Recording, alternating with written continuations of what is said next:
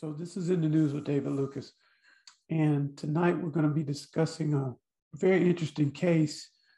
It's a little different than most, and the details are still unfolding, but this is a case we need to talk about. There's a young man named Ethan Crumbley. He was charged Wednesday as an adult for terrorism and murder in Michigan at Oxford High School.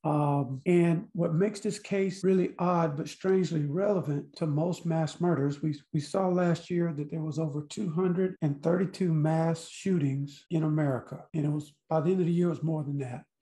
I reported on that last year, had a conversation about that last year. Got a lot of feedback on that one. This one is oddly different. We've seen, ever since Columbine, we've seen mass shootings at schools, and they erupt every so often. And this time it was in Michigan. This young man took a firearm to school, and he shot and killed 4 people, injuring, I think, 11 is what I last counted, 11 or 13 people that had been shot as a result of his actions. But what makes this one different is because this time the parents was actually brought in, because the parents are accused of possibly helping him commit this crime. We haven't seen, to my knowledge, we haven't seen anything like this just yet. So I want to read you the details, the ones that I have right now. So, I try to take out all of the fluff of the different articles that I read and just give you the facts so you can think through it for yourself. There's clear evidence that this was premeditated, that the shooter was actually looking forward to this. I want to say condolences to the families. This shooting claimed the lives, as far as we know, of 4 people: Madison Baldwin, Tate Meyer, Hannah St. Juliana, and Justine Schilling. They were all students at the school. We know that James Crumbley, the father, bought the gun on Black Friday. His son posted an image on Instagram thereafter saying that he had just gotten a gun, a specific type of gun, a Sig Sauer 9mm, and he had a heart emoji to signify he loved his gun that he had just got as a gift. The parents apparently bought this gun as an early Christmas present for their son. Jennifer Crumbley, the mother, posted also on social media saying it was a Christmas present for him, and she took him to the shooting range the weekend before the shooting. A couple of alarms were raised at school because, one, the day before the shooting, a teacher noticed that the young man, Ethan, was looking for ammunition on his cell phone or his mobile device, and she reported that. There were calls that went out to the parents about that, of course, and the calls were ignored. But the same day, the mother replied to her son saying, I want to read this. She replied to her son. She didn't reply to the school, but she replied to her son, laugh out loud. I'm not mad at you. You have to learn not to get caught.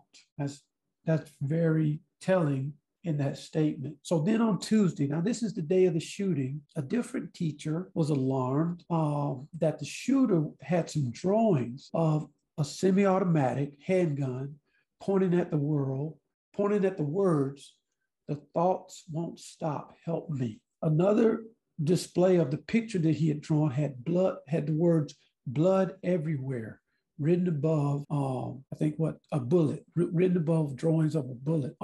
Between the bullet and the gun of the drawing, it had a person that looked like they had been shot twice and was bleeding. Now, this is before the shooting. Also on the same note, it said, my life is useless, the world is dead. So this kind of frames a little bit about what's going on in Ethan's mind a little bit before the shooting. So now, at that point, the parents were called for a meeting to come in to meet with their son and a counselor at the school. Now, I couldn't find out whether or not the parents actually went or anything like that, but I did find out that the parents refused to take their son out of school that day. Normally when this is going on, it's typical. I used to work at a school. It's typical for a parent to take their kids home, have a talking to, whatever, walk through some things with them, whatever. But they, generally speaking, if this kind of behavior is going on, they usually take and get the kid out of the school. Okay, that didn't happen. The kid stayed in school that day. And it was that day, later in the afternoon, I think it was, they said that Ethan Crumbley opened fire. Now from what I understand, he was outside of a bathroom and he just started shooting people. And it said that certain students were hiding inside a classroom. So he was shooting people out in the hallway. And then he went into the classroom. There were students hiding there, and he was shooting students there also. After this occurred, a lot of people have been looking at kind of the different scenarios of things that happened since that happened. There's a few things that were telling about the incident. After it actually happened, the parents did have to get on the phone with some attorneys and authorities and different people. And when it came out that the parents were going to be charged with this, the parents didn't turn themselves in, which made this odd, made it look even crazier. They were supposed to turn themselves in for an arraignment because they themselves were going to be charged with what their son did. And it appeared that they were running, that they went and withdrew some money, turned their phones off, hid in a commercial building. Someone helped them get to the commercial building, hid them in a commercial building.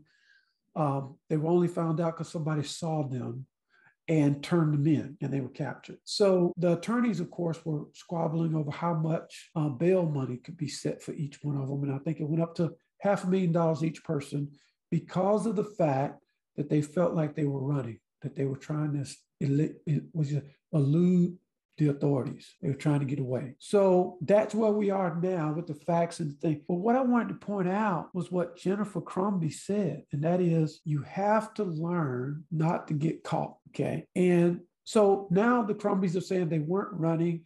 They were trying to figure out what they were going to do. They were going to turn themselves in, even though that didn't look to be true at all.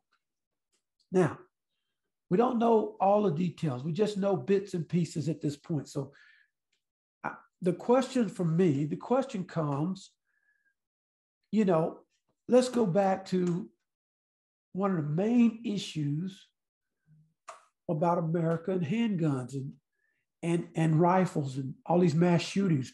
Okay, so what I find is America doesn't want to deal with the issue of the handguns and the gun laws and all this kind of stuff.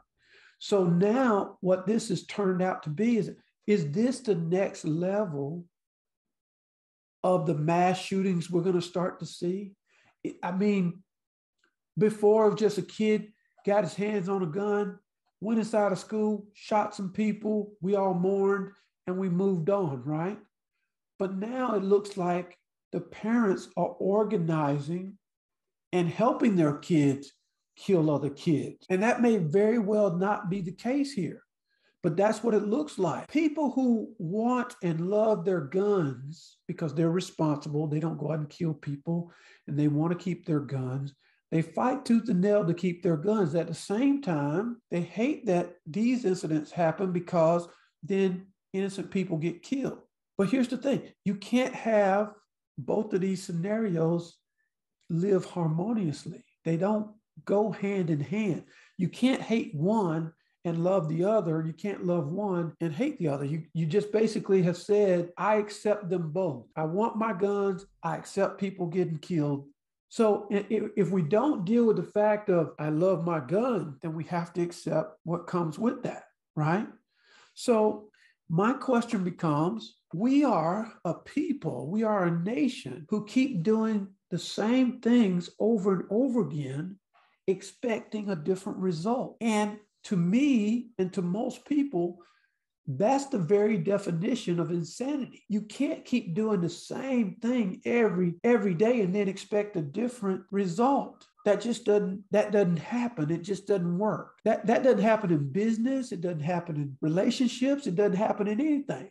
Nothing changes if you keep doing the same thing, but you're expecting something different. That just doesn't work. I'm going to keep looking at this situation, but I want people to really understand that if this is the next level of mass killings that we're going to start to see, then this is no different than most of the countries that we point the finger at. This is how they live. They live like this. They live like that. America is changing, and America is starting to resemble a place full of anarchy. And not only is it resembling a place full of anarchy, it's well equipped to commit these murders and these atrocities. And when you have parents that maybe aren't thinking straight and they're sending kids to your kid's school, my kid's school, something isn't right about that. Now, I want to know from you what your feeling and take it is on this. Maybe the kid had some bad things going on in his life. We'll probably get more details about that. Maybe the parents had some bad things going on in their life. We'll probably hear more about that.